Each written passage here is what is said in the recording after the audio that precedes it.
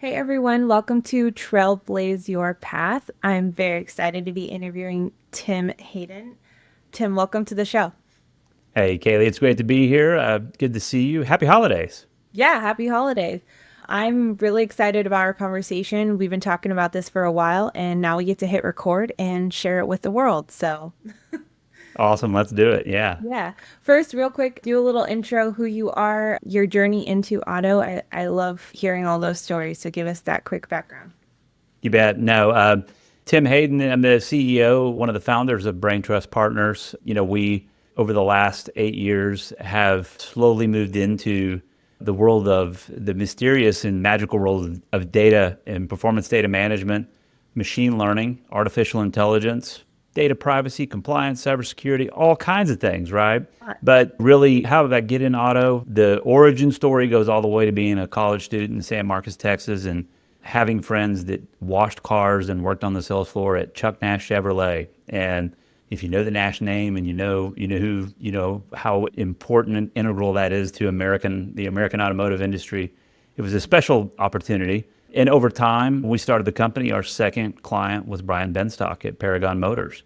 And really didn't do so much with data there, but did a whole lot of transformational strategy on the things he was doing with Paragon Direct, and talked to him, bounced ideas around in terms of how he was going to build on top of what he was already doing very successful. I mean, I wouldn't say he's an anomaly, but and that he's Very on a unique. short list of those folks who early adopt and lean forward with force. So that's really how we got started. And since we were a member of the STAR Standard Association, we're doing what we can there to contribute to conversations around what needs to be done with artificial intelligence and security, data security, all the things that are shaping the industry at that level with OEMs and dealers. And then we have right now about 22 dealers that we are on various steps of initiating their AI journey. So I have so it, many questions.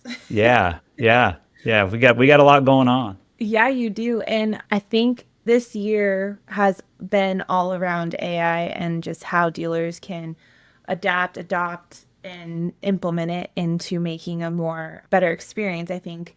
And I think when we talked about the concept or the idea of dark data in dealerships, Mhm. and I wanted to kind of point that out or get can you explain what that means and why it's so critical? Yeah, I mean, dark data. The fun thing about, and this, I'm not going to assume this is exactly what you meant, but most of the popular discourse or the way people talk about AI is it centers around AI through the browser, right? It centers around bots, statistical models that have a very clean interface for you to have a prompt conversation with the model to do various things, to analyze data, to write a blog post for you, those kinds of things. The important thing to understand is that for you to absolutely capitalize on brand centric, dealer centric, customer centric data and AI that actually is while you sleep at night, helping you with business operations and delivering positive outcomes, it's about leveraging the data you have across the entire dealer. And when you and I have talked about it previously, dark data is everything from things in the F&I office, such as manila folders that are 6 to 10 years old that have important information and perhaps they were not scanned and put in the DMS, right? You have that situation that exists in most dealers. You have an internet sales department. This is always fun. Internet sales departments are usually one or two people that over the years, those had a little musical chairs. It's not the same people who started it. It's not the same people who ran it 5 years ago. And maybe it's changed a few times in the last couple of years. All of them bring their own subscriptions and they bring their own ideas on what tools they need from a digital marketing standpoint. And with that, there's data laying all over the place. There's data that's not being used. And just to bring it home is in that world that I know you are so acutely interested in changing is fixed ops and parts is there's data all over the place in that world. And a lot of it is associated with specific years, models, makes, even recalls and claims and things like that. There's that, which is the obvious, but there's the other part of it too. It's associated with customers. That, And yeah. that's where things get interesting. Yeah. that gets really interesting. I love how you explained that because I don't think we think about data in that way of just kind of how it's laying everywhere. It's so simple, but like you just explained it how it's everywhere and sometimes it's we so it sounds like what you guys are bringing to the table is organizing and making sense of everything so that we can be better and move forward, because I feel like if you're not doing this and you're not looking at your data in this way, you're just gonna fall behind. And yeah, I don't want to say Yeah. college, but you're gonna fall behind. Yeah. Well, it's about making sense of data, but better than that, being able to start some decisioning and guidance, directional, actionable insights, and reporting, everything from graphs and bar charts to lists of people you should be talking to and lists of customers and their vehicles that you should have in your main view as people to reach out to and Yeah. schedule an appointment with them or to call them up and see how things are going, right? I mean, that kind of thing. And the easiest way to think about it is this is all about correlational and causal relationships between signals, which is data, which is just information, right? It is, you've got information on the customer, you have information on the vehicle, the employee, probably a repair order SKU, maybe part SKUs. You've got other things that are associated with the relationship that exists between the dealer and that customer. And you want to be able to lean into it to understand what type of ad or email or text message or phone call, whatever it may be, if it's the BDC is involved or anything else that's, an extension of the dealer, you want to be able to have them be laser accurate and better than that, not just trying to do sales here, but just trying to lean in and build some type of engagement with a customer and have them come in for whatever the repair, the preventative maintenance opportunity may be, or the trade-in opportunity ultimately. People want to, they say, correlation, what does that mean? I said, well, next time you open Amazon or Netflix, just look at the bar that's on the screen on Netflix that says, because you watch these things, we think you may want to watch these things, right? Yeah. Amazon says people who bought this also bought this, right? Yes. And Dealers have the same exact opportunity to do the same kind of thing.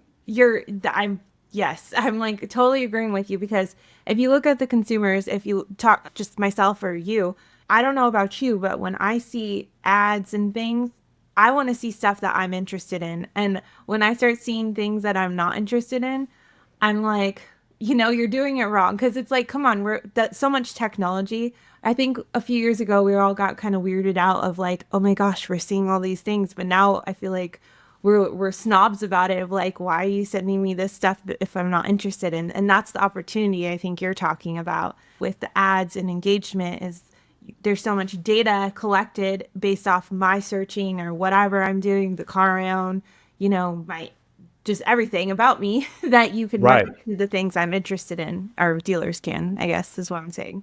Totally, totally. And I But think I will say, being in the auto industry though, because I search dealerships all the time, I think ads always think I want to buy a new car. that's exactly what I was going to say is the golden problem here is that when you talk about the automotive industry, and it's not just the automotive industry, right? It is most industries have gone head over heels into marketing automation and retargeting. And it is that thing that happens when you're just curious, right? Maybe you were at a stoplight and you saw a car that had, you saw a truck that had a certain kind of wheel on it, and you got a buddy who works at a dealer, and you're just curious if they have one of those. You just, how much would that cost, right? I mean, that's only question in your mind, not I'm looking to buy one, but Yeah. what do? You go in, maybe you invest the extra 7 minutes to do a build and price, but you don't give them your email address, you don't do any of that, but still they pixel your browser, they cookie your browser, and they start to retarget you with whatever else. And if they're smart enough, because maybe you bought a car from them before, or maybe you did give me your email address 2 years ago, they Mhm. start to send you email. They start to do Yeah. all this other stuff, and it is one lane.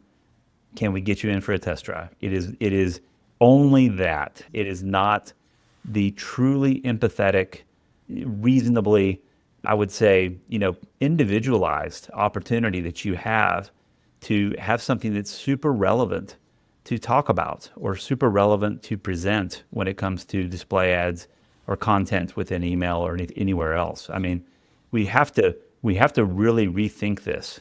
And I think you and I've talked about it before. We have to really rethink it probably through the fixed ops lens before we even do the marketing lens. Yeah. That's where there's money that's being left on the table. That's where missed opportunities exist at every corner. Absolutely. Can we dive deep into that a little bit of the missed opportunities and where, I mean, you're seeing success with what you guys are doing, fix ops? Yeah, I mean, a lot of people want to talk about being able to de-anonymize a visitor to your website. That's a very Wait, popular explain that. de-anonymize. So, uh, in the technology OEMs and the folks who make the devices and the browsers, first and foremost, have basically gone about bringing ad blocking technology and tracking blocking technology to a lot of that. It's what's called data deprecation. The long story of that is those companies, when you think about who they are, Apple and Google and Amazon and Microsoft, they're all in a race right now to get to some open AI. They're trying to keep up with open AI to know that they can maintain attention more than the others can, right? And Okay. how do they do that is by restricting data from everybody except themselves so they can keep that data to train their AI to do that. That's a bigger story for another call. But Yeah. Okay, but go on. when we talk about de-anonymization, this is companies like Full Throttle AI. Full Throttle does this very well. They have a way to help you know when someone's not identified when they're on your website. They help you identify who that person is. And not only that, to help you start some type of marketing, nurturing, drip marketing sequence to re-engage that person after they've left your website. There's a number of things that they can do with that. When it comes to fixed ops, though, this is about the known customers, right? This is about the breadcrumbs that have been left all over the dealership. And when we think about this, is if you start to build cohorts in your known customer audience, you're able to say these year ranges, make, model, trim, and you're able to say, hey, we found 1,000 people that have a 2017 Suburban with these options, this trim, and here's what we found out of these 3,000. Okay, Yeah. we saw, Right, yeah, that. with 3,000 people we have identified that have this as the common identifier, but we've also found that 500 of them have come in and got a cabin air filter. Or we found out that maybe 600 of them have come in and got a new battery, right? I mean, as we start to peel that back, why don't we start to look at the others that are not that 300 or that 600 or that 500 or that 600? Let's look at the rest of the 3,000 and reach out to them with some very specific SKU related. I'm thinking about parts here, right? Offers and basically perhaps promotions to get people back to the dealer. And there's two reasons we want to do this, right? Is 9 times out of 10, when someone has their check engine light come on or they have something that's loose or broken, they may just go to the nearest place they can, which could be their neighborhood mom and pop installer, an AutoZone, a Jiffy Lube, or whoever it might be. And that's okay from a convenience standpoint in the consumer's eyes, but what that means is lost revenue for the dealer. So if the dealer can lean into this and be proactive to say, hey, we've got some historical evidence here that shows us that people that drive this needed that. So let's find everybody else who drives this that hasn't bought that, right? And go after them. And I think when it comes to the concept of obsolescence, I talk about dark data. I've heard on your show before folks talk about obsolescence, parts that are left on the shelf and they age out, they perish, just like retailers in fashion will have to move fashion, dresses and clothing to the outlet store and then to a liquidator. There's a point where it perishes and they've got to get it rid of it, right? And they'll sell it for pennies on the dollar to get rid of it. Same thing with parts, right? Is how do you get smarter about correlating, what it is that people might buy or what others that look like them and behave like them have bought. And it's what we were talking about with Netflix and Amazon earlier, right? You're doing the same thing, but now you're doing it more finitely and you're doing it with an opportunity to actually drive people to the dealership, not just to get the wiper blade, not just to get that cabin air filter, but also to have a conversation with somebody at the tech desk, right, or at the parts desk, who maybe we could train up to say, take the 3 minutes to walk out there with them and install it for them. That's what AutoZone does. Why don't we do that, right? If we leave that positive experience, guess what? Somebody's going to go home. It could be Thursday, and over the weekend they're at a T-ball game and they're telling somebody, hey, the weirdest thing happened. They reached out to me to tell me I should probably get my wiper blades replaced. And I went by there, I bought the wiper blades, but they just walked out and installed them for me. It was Craziest thing. craziest thing, right? But what does that do? It has somebody say, well, hey, we've been looking at Tahoes. We should go talk to them, right? I mean, Yeah. that's how humans work. We're not all clicks. We're not all intent signals from cars.com. We are geared to listen and trust other humans. And if you can deliver that experience to the dealer, you'll see that you'll have more recency and frequency of them coming and spending money with you, not just to buy a new vehicle, but also to Maintain your vehicle. to maintain or to repair their vehicle. Absolutely.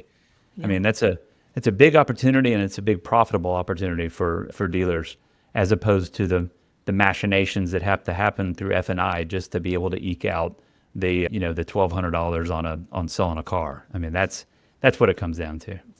Yeah, I mean, that's a good point. And then I think the untapped is especially with the vehicles that you can put on so much things like, I feel like a lot of people do outdoor stuff or just off-roading. I feel like if you're in that kind of market for that and you're a dealership and you're not doing that, you should.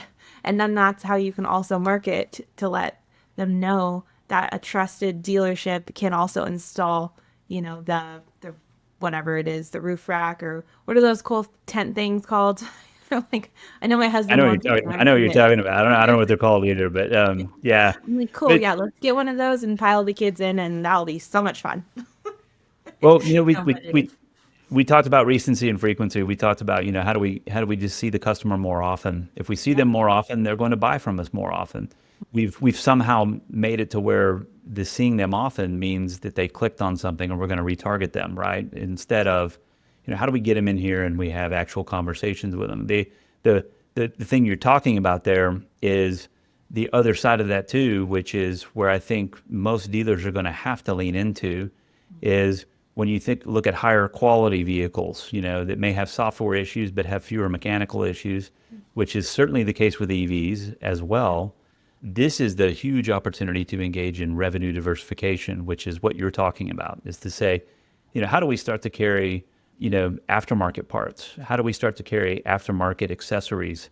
And how do we advertise that we're here to help people build that lifestyle identifier that is their vehicle, right? And this is how they want to be identified, as outdoorsy. This is Yeah. how they want to as rugged, as manly or not, right?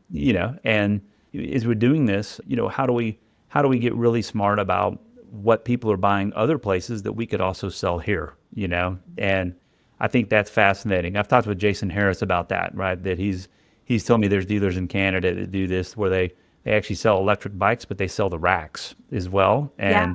And so you have to come in and they help you install the rack or show you how to put the rack on your car.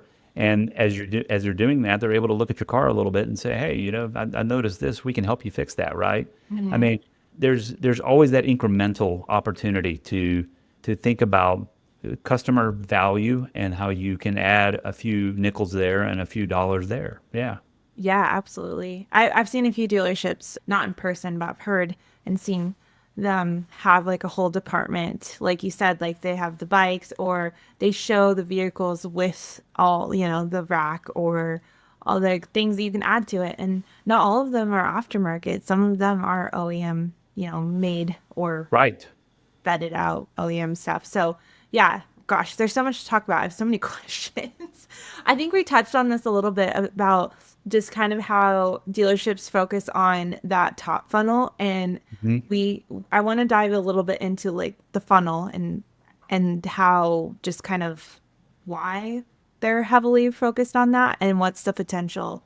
And I feel like we kind of touched on that where you talked about the 3,000 and then the 500 and just focusing on those. Is that kind of what you're talking about with funnels? And Well, I mean, yes, but the other side of it is just being able to combine fixed ops and repair data with variable and F&I data, right? To do that, the big takeaway is being able to, I'll back up, asking any dealer, can they name their 100 highest value customers? And most dealers will say, well, maybe not 100, but I can tell you the 20 families that buy a vehicle from us every 24 months.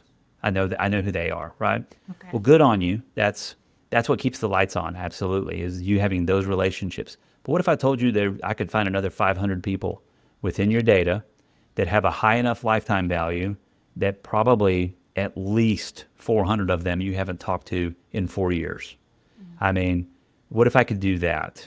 And and if we're looking at, and this is funnel related because lifetime value means that the relationship isn't something that happens over time necessarily. It starts the minute they drive away with the car, not the minute they click and start to be retargeted by your marketing, right? That's that could be called marketing. That could be called sales, but it's after they drive off the lot up until that point. This is where you're trying to harden the relationship. You're trying to give them every reason to come to you, not just to buy another car, but also to come for whatever they need to do with the product that they're walking away with. And and you usually lose sight of that. Most dealers have because they've over optimized, and most of the conventional dealer native customer data platforms right now, they're only looking at marketing data. They're only looking at variable data. They're not looking at that fixed ops data. And because they're not looking at that fixed ops data, the dealer just doesn't have that full funnel view, doesn't have that full lifetime value view of who their audience is. And it's important because, right behind buying a house and maybe a summer trip for the whole family to Europe, this is the most expensive thing that families invest in. And to to think that dealers don't invest more in maintaining that relationship, right? And growing the value of the relationship over time. And they just leave it as a success as selling the vehicle. Hold the vehicle. I mean, That's yeah, that's the that jam. That's the rub. that is. And I think I was just talking about this and I'm still kind of processing and figuring out how to translate it because I do that. I think about things and then when I write I write backwards. But anyways, not like actual backwards, but I tell the story backwards. Does that make Right. sense? I don't know. It totally does. Totally does. But what I was talking about was how much sales and marketing, because I'm involved in both, how much it's changed. And I feel like marketing is very important, sales is very important, but sales is so much more than just that one transaction. That's right. It's like almost like you have to be a brand and a marketing person as a salesperson because you have to nurture that relationship. You can make more off of repeat than just selling people cars. And it That's goes right. back to, I don't, was it you that shared it? Forgot who it was. They shared how the whole example of selling a pen and how that whole with, what movie is that? Wolf of Wall Street. And Yeah. how it's awesome to watch that happen, but it's so wrong too. Cause it's like, you're just selling everyone to the moon. Like you're not actually figuring out what that person wants or needs, and you're just convincing them that they need this. There's such a, I know this isn't about data, but I just, But sure it is. yeah, But it sure it kind is. of is. Yeah. It's about intelligence. It's about what you know about your audience, Yeah. and then your You, ability to, if we're talking sales, it's your ability to story tell, that pen example that you're talking about, right? Mhm. Telling a story about it, right? In a way that everyone who's listening to the story is like, I got to have it, right? Mhm. Or I get it now. No one's ever talked about a pen like that, no one. And that's what I think the huge opportunity. Joe Shaker, the Shaker Auto Group, he spoke at Autovate. I had a chance to sit on stage with Cliff Banks at Autovate about a month ago and talk about a lot of these things. And Joe Shaker was speaking right before me, and the big pull quote from him was, he goes, "Hey everybody, the bad news is everybody in the auto business, it's a C plus business, And the good news is that everybody in auto business is a C plus business. If you can just score a B minus with your customer experience, you're going to kill it. You're going to kill it, right? And so it's this is when you hear people talk about data and AI, I think a lot of dealer principals, general sales managers, they start to get a little uncomfortable in their chair and think, oh my gosh, that's transformative. That's a whole lot of change. It's a robot. It's a robot, and we've already invested in 3 pieces of software this year, and I just don't know. And the thing about it is, not just us at Brain+Trust, but there are other consultants and agencies that are leaning into this as a pragmatic, how do you incrementally change how you do business and get to this basically nirvana state where it is about the dealer and the customer. It's not about the inventory. The inventory is part of the formula in terms of how it all works operationally. But at the end of the day, it's the customer relationship, to your point, about how do you bring people back? How are you doing that? And there are a lot of dealers out there that say it's not just that. It's how does the sales floor know who their customers are and call people up and take them out to lunch once a year, right? Just that, have that kind of relationship. Is just to talk about their kids. Hey, I'd love to learn more about your business, right? I mean, that's if you're selling cars and you just call somebody and say, hey, listen, hey, just going over some stuff. First of all, is everything going great with the car? And then your son was with you. I think he told me he played baseball. Is he playing sports? Small talk, and then saying, hey, here's the deal. Next month I'm trying to get out there and learn a little bit more about general business to help me do my job better. Hey, how about we go have lunch? I'd love to know more about your business, right?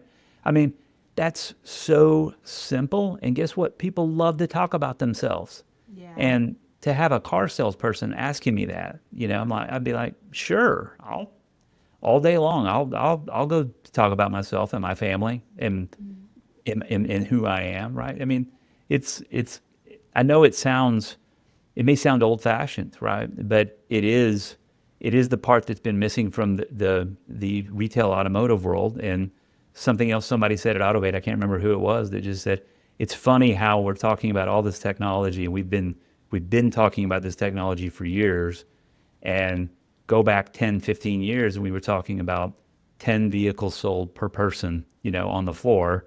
And today we're still talking about 10 units sold per person on the floor. Are we really selling more? Are we really doing more? Think about what we've left behind. Think about what we used to do that we don't do anymore. I think that's the point I'm trying to make. Yeah, I get your point. And I think it's interesting how we're talking about how we can use data to kind of bring us back into that old school, or what we should always be doing is like using that data to nurture those relationships and ask questions, because that's what you're saying basically. Organizing will know information about people, so when you follow up, it's not like, hey, buy a car from me. It's like, how are the kids doing? Oh, like what business are you in, or learning about, because you just never know what you're You going don't. to learn about people when you ask questions, or who they're going to know, or what business they're in. So yeah, that's a good point. That's I right. love that. Okay, so is there anything that we covered so much? I didn't even get to all my questions, but No, I mean, I think it uh, was good. no, I do too. I mean, I think we're recording this right now, and people will be listening to it close to NADA, and I'll be there. I'm going to be the opening keynote for the American Truck Dealer Show, Wow, that's which is amazing. a NADA, it's a NADA organization, and then I'll be on the NADA live stage on Saturday as well for about 20 minutes, Okay. talking about a lot of this, talking about master data management, which is a little bit different than customer data platforms. Dealers taking control of their future, embracing artificial intelligence that they can control instead of just letting everybody willy-nilly put a credit card down and start to use something through a browser. I mean, there's a big opportunity to do this right, and certainly different from what's popular right now.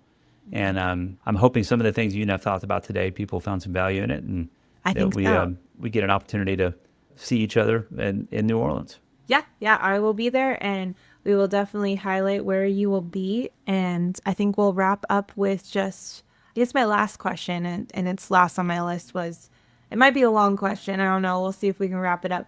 But just sum up just the future and what you see happening in 2025. I almost said 2026. It's 2024 happened fast, so I'm with you. No, I think in 2025, I think we're going to see. Let's talk about the unfortunate. We're going to see more data breaches. We're going to see more the lack of digital literacy. 80% of all cybersecurity breaches, data breaches, are because somebody left the door open. Somebody just didn't is using the same password everywhere, or they clicked on, or they responded to one of these social engineering texts that are coming over right now. That, hey, would you join me for yoga class tomorrow? Like, I don't know who this person is. Don't respond to it, because if you respond to it, they take your phone number and they sell it on the dark web to get your social security number, and they take Jeez. your identity. Yeah. I mean, that's how the world works, unfortunately. The good news in terms of, the kind of positive predictive answer you want from me is I think we're going to see more dealers who are investing in technologies that allow them to take full control of their data. And this will be iterative, right? Because for good reasons, CDK, and for good reasons, Reynolds and Reynolds, they want to govern at least how you are getting utility from the DMS. But where does the data go otherwise, and what you could use it for? AI begs that question. Data privacy begs that question as well. You've got 17 states that say that if a customer asks to see their data, you've only got 30 days to find all the data you have of them and show it to them, right? I mean, those kinds of things I think are going to be right there with the promises of marketing automation and more sales and personalization. We're going to see a whole lot of that. Yeah. Um, at NADA, I'm not going to imagine there's going to be one single booth on the exhibit floor that doesn't have AI printed on it somewhere, right? I think we'll see in 2025 more people opting not to use ChatGPT, but starting to look at ways that Amazon is bringing certain utility with very secure AI into software that's hosted in AWS. I think we'll Mhm. see that. And I think we'll see a lot of the big legacy vendors that are going to start to see how they can do the same thing, sometimes in partnership with AWS, maybe with Google to a certain degree. I think we're just going to see some really interesting partnerships and alliances that come out to help dealers make this turn into AI. I mean, this is what we're out to do for our clients, and this is what I think writ large across the industry. We're going to wake up, about this time next year, and a lot of people are going to be saying, we have not just that we can create blog posts and have two people on our team that can prompt engineer Chat GPT. It's going to be people saying, hey, this is what's happening. We're selling 12 cars per person per month now. We've got fixed ops revenue is up 32%, right? I mean, I think that's what we're going to see next year. I don't think it'll be everywhere yet. I don't think it's going to be pervasive, but I do think we're going to see the dealers that did make the investment. They took control of their data, and they took control of AI that helps them operationally have positive business outcomes. Yeah, yeah, that way to take it home. Because I think that you pointed out a lot of valid points, and I think that we are going to absolutely see that taking control of it. I feel like it's been talked about for years, and it's finally like taking it a little bit more seriously, right? So, Yeah, I mean, if 2024 taught us anything, the DMS is a single point of failure, and it failed us at one point, right? Not DMS writ large, but it certainly with CDK. That's not a jab at CDK. It's just to say that if you have all your data only in one place, right? If you have most of your operationally critical data just in one place, or worse, you have it in not a copy of that same data in two places, but you've got data all over the place. yeah. You're leaving yourself to challenges to continuity in the business, which was proven in 2024, and you're leaving yourself to only certain growth opportunities because you're not taking advantage of that which you rightfully own, which is all the data and all those systems, to leverage it, to do things differently, to actually see things rise up and to the right in terms of performance, in terms of sales, profits, all these things. Yeah. I don't even know what to say. That's a lot. It is. And I still have so many questions, but I think this is perfect. We covered what we wanted to achieve, and I'm really looking forward to, like you said, what we're going to see at NADA with all the vendors and just everything that's evolving and changing. 2025 is going to be a lot different. I feel like this year was that testing and discovery, and almost like a lot of, I mean, obviously some things we couldn't control, but Yeah. now we're a little bit woken up and we can put things in place to have a little bit more control. I think that's it. So thank you so much, Tim. If anyone wants to find you, I'm sure they can find you on LinkedIn. We'll have all the links below. Again, thank you so much, Tim. Thanks so much for joining me on the Trailblaze Your Path podcast. I hope you're leaving us inspired. If you enjoyed the show, don't forget to subscribe, rate, and leave a review. It really helps. Follow me on social media, check out our YouTube channel for more content, and remember, new episodes drop every other Friday. Keep blazing your own trail, and I'll catch up with you next time.